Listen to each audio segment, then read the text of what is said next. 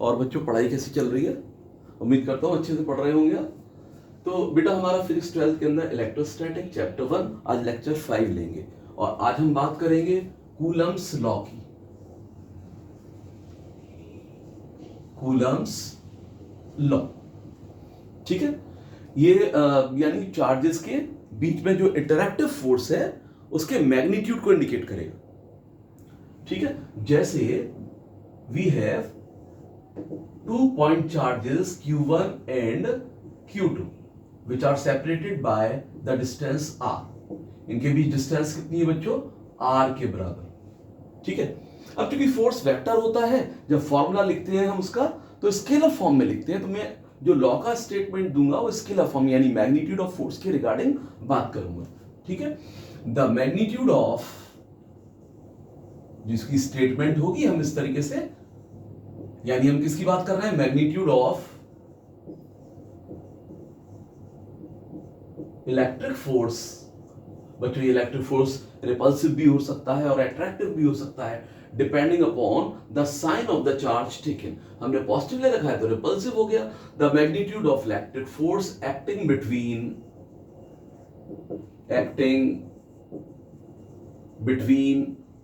the 2 point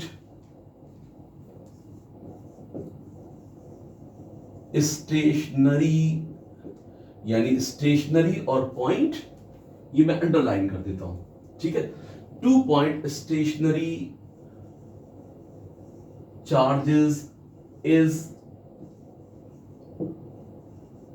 directly proportional, magnitude of the electric force acting between the 2 point stationary charges is directly proportional to the product of the magnitude of the charges, magnitude of the charges, यानी charge plus minus है, plus minus हो सकते हैं लेकिन हमें minus को भी positive ही लेना है, ठीक है। Magnitude product of the magnitude of the charges and this force is inversely proportional and inversely proportional to the square of the distance between them.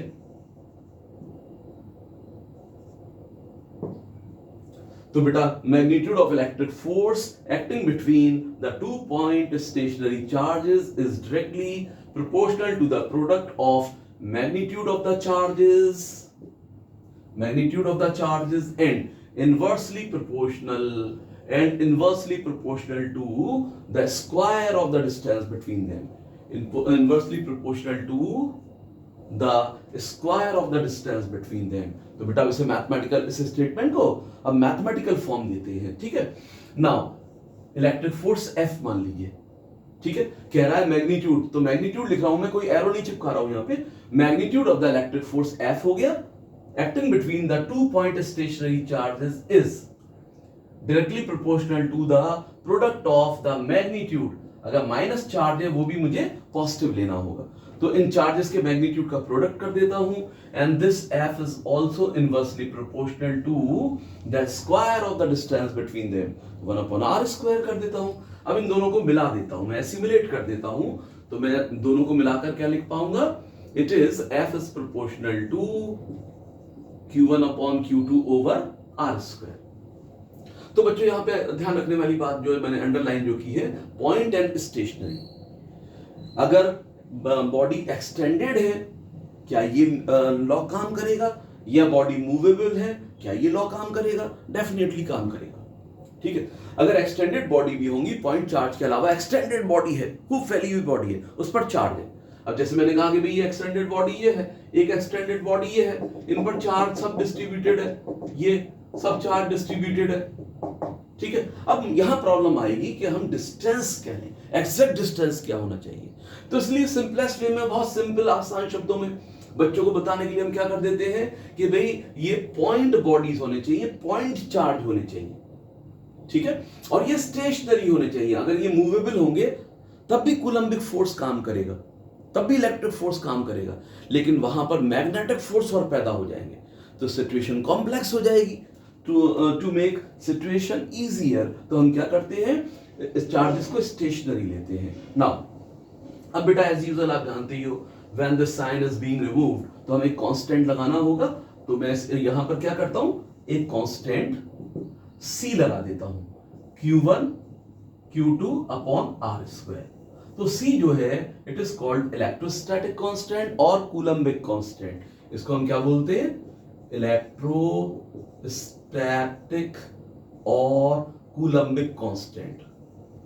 Coulombic constant, electrostatic और कूलम्बिक कांस्टेंट, ठीक है। अब बात करते हैं कि भाई जो कूलम्बिक कांस्टेंट है, ठीक है, इसकी वैल्यू क्या होगी, ये किसके बराबर होगा, किन पैरामीटर पे डिपेंड कर रहा होगा। तो इसको हम दो केसेस में लेके चलते हैं। First, when the charges are placed और केप्ट इन वैक्यूम, तो वैक्यूम में कूलम्बिक कांस्टेंट क्या होगा, ठीक है। फिर हम लेंगे when charges are placed in a medium, कोई डाइलेक्ट्रिक इंसुलेटिंग मीडियम में रख देते हैं, ठीक है, या इन चार्जेस के बीच में पानी डाल दिया, ग्लिसरीन डाल दी, पेपर रख दिए ढेर सारे, न्यूज़पेपर गुड़ी मुड़ी किया बीच में रख दिया, अब मीडियम प्रेजेंट कर देंगे, तब कूलम्बिक कांस्टेंट क्या होगा। तो हम बारी बारी से देखते हैं कूलम्बिक कांस्टेंट के बारे में। तो बेटा से स्क्रीनशॉट ले लिए, क्लीन करते हैं इसको।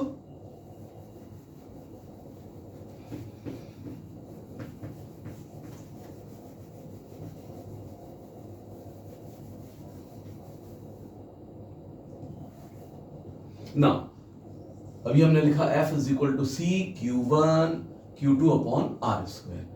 Value of C in vacuum, vacuum में इसकी वैल्यू बेटा जो C होता है in vacuum it is 1 upon 4 pi epsilon naught. एक टर्म और यूज कर रहे हैं एप्सिलॉन नॉट, क्या पढ़ते हैं बच्चों इसको, epsilon not. Not stand for 0, जो हम किसके लिए लगा रहे हैं, वैक्यूम के लिए। तो now epsilon naught, epsilon represent किससे कर रहे हैं, एप्सिलॉन नॉट, और विच मींस जो क्या होता है, it is permittivity of free space और vacuum. Permittivity of free space और वैक्यूम। बेटा ये जान लीजिए जो परमिटिविटी है परमिट से बना है, परमिशन से बना है, परमिट से। सीधा सा मतलब ये है कि वैक्यूम इलेक्ट्रिक फोर्स को अपने थ्रू पास होने की कितनी परमिशन दे रहा है। यही बात अगर मैं मीडियम के रेस्पेक्ट में आगे लिखूंगा तो यही बात मैं तब भी बोलूंगा, जब मीडियम होगा तो मैं खाली एप्सिलॉन लिखूंगा, absolute permittivity of the medium. तब भी मैं कहूंगा कि भाई जो मीडियम है अपने थ्रू इलेक्ट्रिक फोर्स को कितनी परमिट कर रहा है निकलने की, क्या हिंड्रेंस, नेगेटिव सेंस में होता है बच्चों, अपोजिशन के रेस्पेक्ट में होता है। नाउ अगर हम यहां पर इसकी वैल्यू देखें तो epsilon naught is permittivity of free space और वैक्यूम, ठीक है। It has value 8.85 into 10 raised to the power -12। अब मैं ऐसा यूनिट में लिख रहा हूं, अब इसका यूनिट लिखूंगा, यूनिट कैसे लिखूंगा बच्चों, मेरे पास फॉर्मूला ये रहा।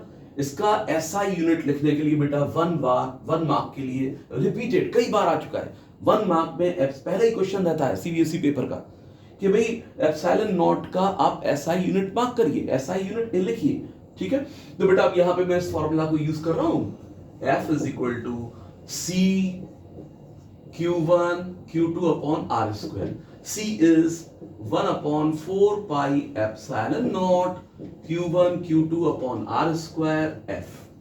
अब बेटा मुझे चाहिए क्या, एप्सिलॉन नॉट का ऐसा ही यूनिट ढूंढना है, तो मैं इसे F के साथ इंटरचेंज कर देता हूं, यानी F को एप्सिलॉन नॉट की जगह और एप्सिलॉन नॉट को F की जगह चिपका देता हूं। तो epsilon naught is equal to 1 upon 4 pi F Q1 Q2 upon R square. यानी मैंने क्या किया, I have made a formula for epsilon naught, epsilon naught का फॉर्मूला फ्रेम कर दिया। ठीक है। अब बेटा यहाँ पे 1/4 पाई, ये तो कांस्टेंट है, प्योर कांस्टेंट है। अब चार्ज का SI unit coulomb, coulomb, coulomb square हो गया, ठीक है। अब यहाँ पर फोर्स का न्यूटन हो गया, ये डिस्टेंस का स्क्वायर मीटर स्क्वायर, कूलम पर न्यूटन पर मीटर स्क्वायर। तो बेटा इसका एसआई यूनिट क्या बना, कूलम स्क्वायर पर न्यूटन पर मीटर स्क्वायर, ये आ गया। तो ध्यान रखेंगे। अब हमें यूज क्या करना है, हमें निकालना क्या है कि भाई C क्या होना चाहिए जब एप्सिलॉन नॉट 8.85 इंटू 10 की पावर -12 एसआई यूनिट्स के अंदर है, तो C क्या होगा in SI units, 1/4 pi epsilon naught 8.85 into 10 to the power -12। तो बेटा इसकी वैल्यू तकरीबन 8.9, तो हम आसानी के लिए 9 इंटू 10 टू दी पावर 9 लिख देते हैं।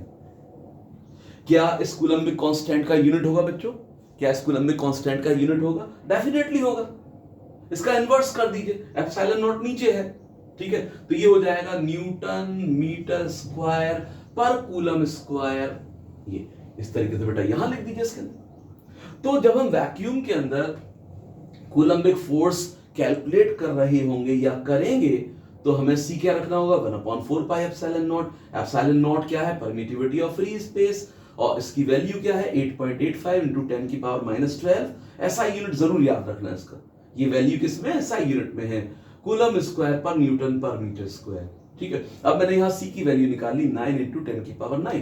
तो इसका मतलब जब भी मैं न्यूमेरिकल करूंगा, जब चार्जेस वैक्यूम में प्लेस किए गए होंगे और मैं न्यूमेरिकल करूंगा, तो बच्चों मेरे पास अब फॉर्मूला यूज होगा, यानी C की वैल्यू अब क्या लिखूंगा मैं, 9 into 10 to the power 9 Q1 Q2 upon R square.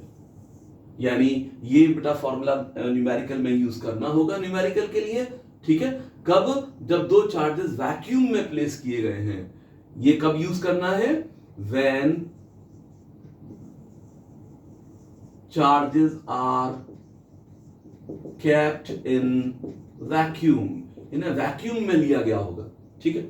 अगर मैं किसी डाइलेक्ट्रिक मीडियम में ले लूं, अब यहां पे मैं थोड़ा डाइलेक्ट्रिक मीडियम के बारे में बता दूं, फिर उस मीडियम में, जैसे यहां पर हमने वैल्यू ऑफ C किस में निकाली है, वैक्यूम में निकाली है, तो अब निकालेंगे मीडियम में, ठीक है ना। हटा देते हैं इसको,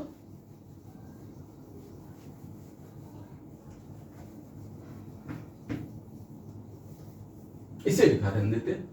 नाउ अब हो गया बच्चों यहां पर medium, value of C in medium, यानी जब चार्जेस किस में रखे, किसी मीडियम में रखे, और मीडियम जो है आपके पास डाइलेक्ट्रिक मीडियम है, डाइलेक्ट्रिक मीडियम,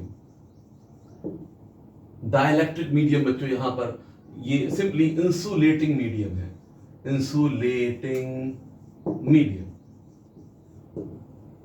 जैसे इंसुलेटिंग मीडियम हो गया, पेपर हो गया, ठीक है, वुड हो गया, एटसेट्रा, पेपर हो गया, वुड हो गया, इवन वाटर यूज कर सकते हैं, वाटर ग्लिसरीन यूज कर सकते हैं, एटसेट्रा एटसेट्रा, ठीक है।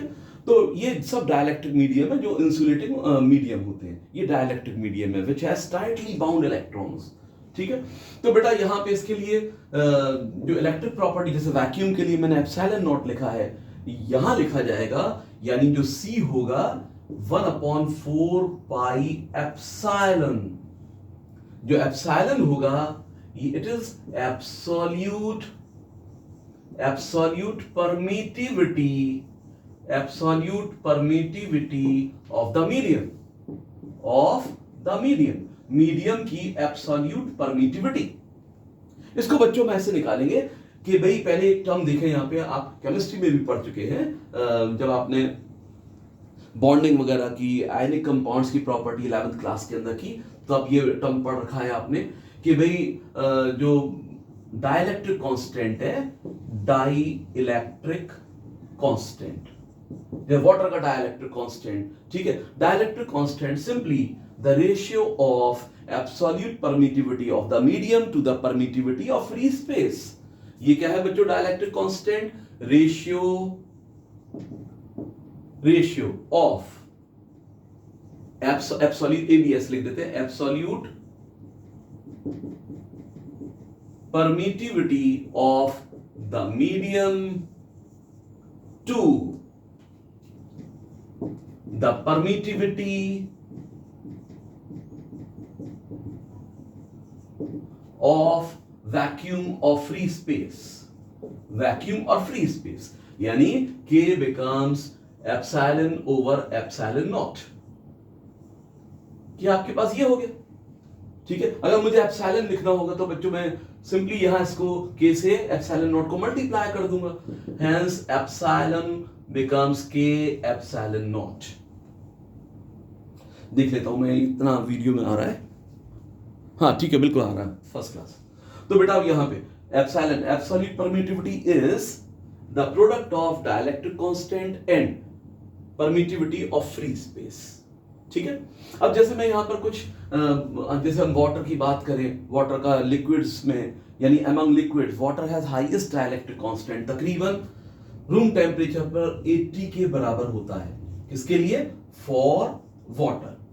ये चीजें थोड़ा ध्यान रख लेंगे भाई, डाइलेक्ट्रिक कांस्टेंट, दो चार चीजों का ध्यान रख लीजिए. ठीक है, अब मैं कहूं डाइलेक्ट्रिक कांस्टेंट फॉर वैक्यूम कितना है? फॉर वैक्यूम बताइए वैक्यूम के लिए क्या होगा भाई? Epsilon not upon epsilon not, दोनों एक ही हो जाएंगे, यानी it means it is K is 1 for vacuum. ठीक है, एक और ध्यान रख लीजिए कि भाई जो मेटल्स या कंडक्टर्स हैं, मेटल्स और conductors, K is infinity. K infinity होता है.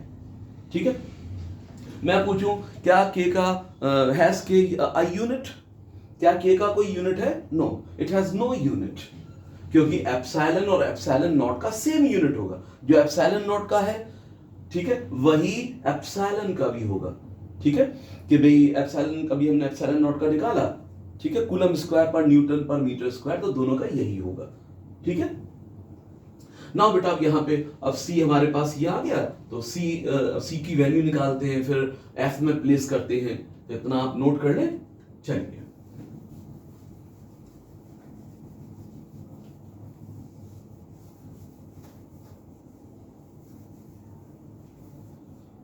तो बच्चों अब जैसे C हमने लिखा 1/4 pi epsilon.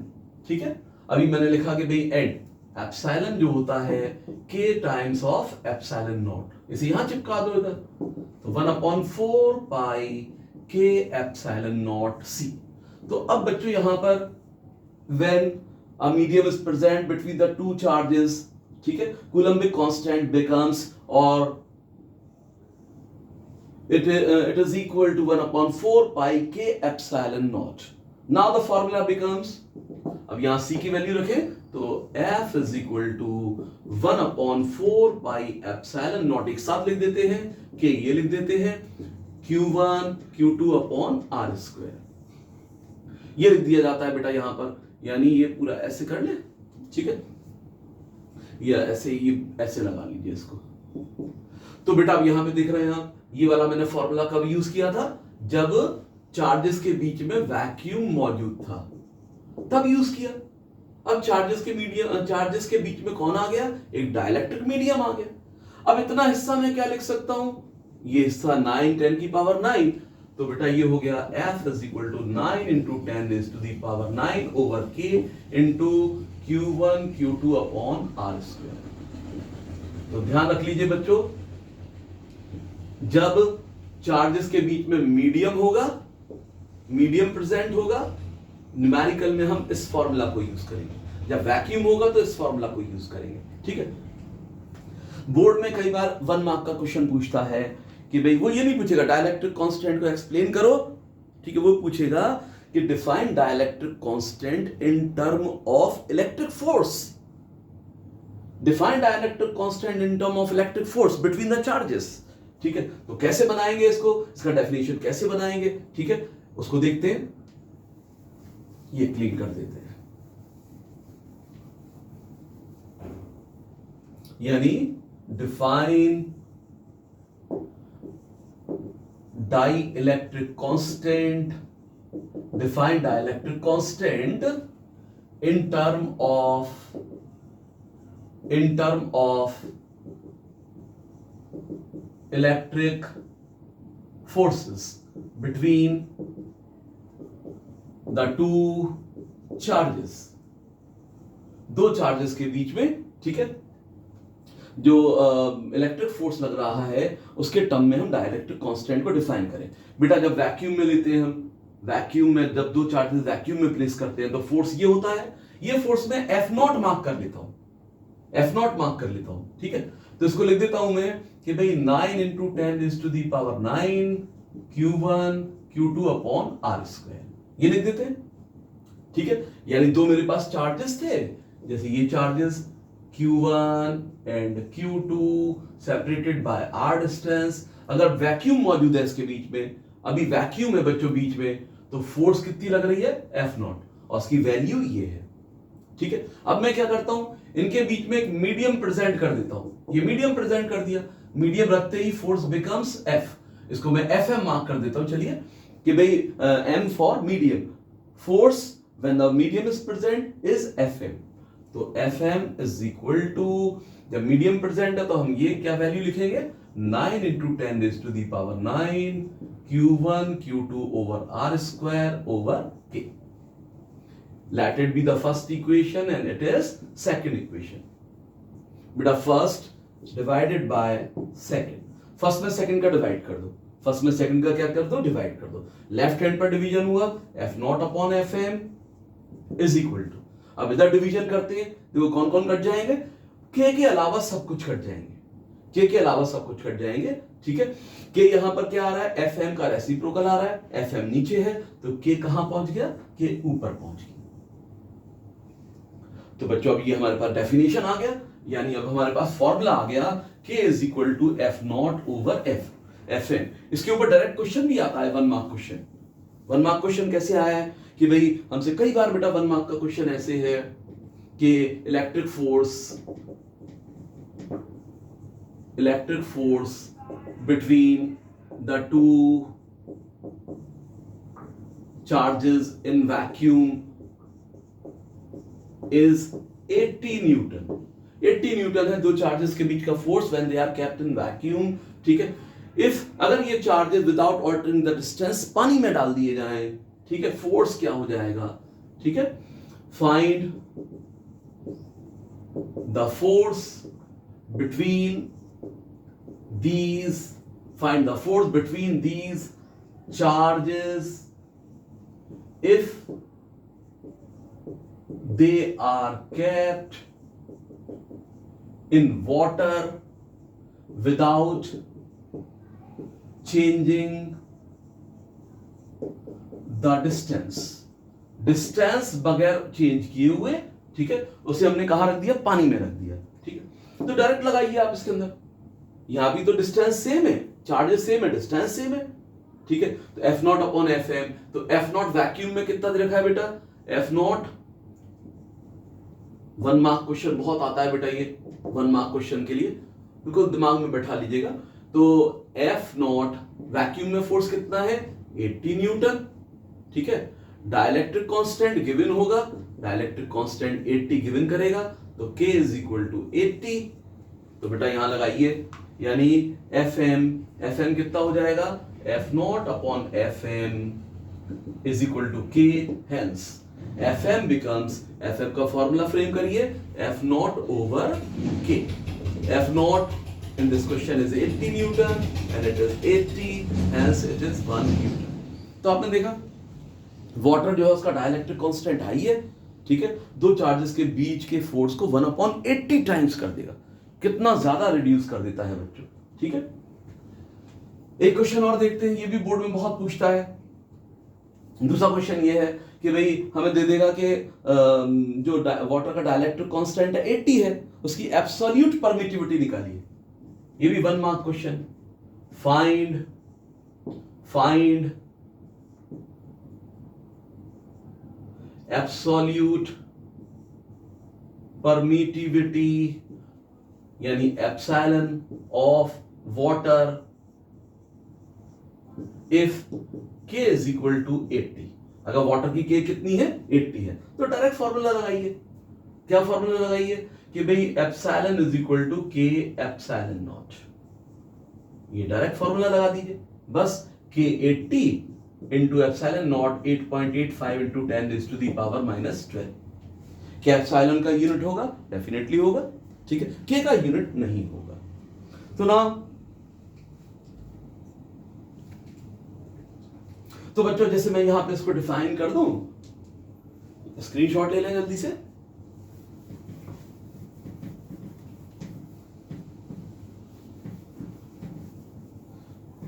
But a dielectric constant acting between the two charges is the ratio of the force acting between these charges kept in vacuum to the force acting between the same charges at the same distance placed in medium.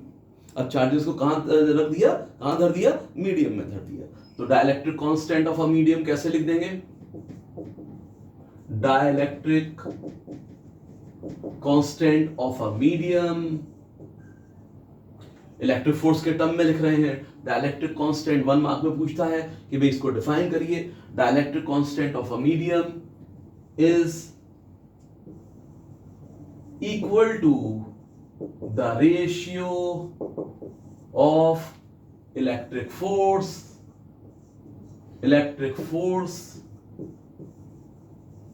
acting between the charges kept in vacuum to the electric force acting between the same charges kept at the same distance in the medium। ठीक है, तो इस तरीके से बेटा यहां पर हम इसको इंडिकेट कर सकते हैं, ठीक है। तो अब नेक्स्ट लेक्चर में बात करेंगे भाई, इसके ऊपर कुछ क्वेश्चंस लगाएंगे और प्रिंसिपल ऑफ सुपरपोजिशन, ठीक है, इस पर देखेंगे, ठीक है बच्चों।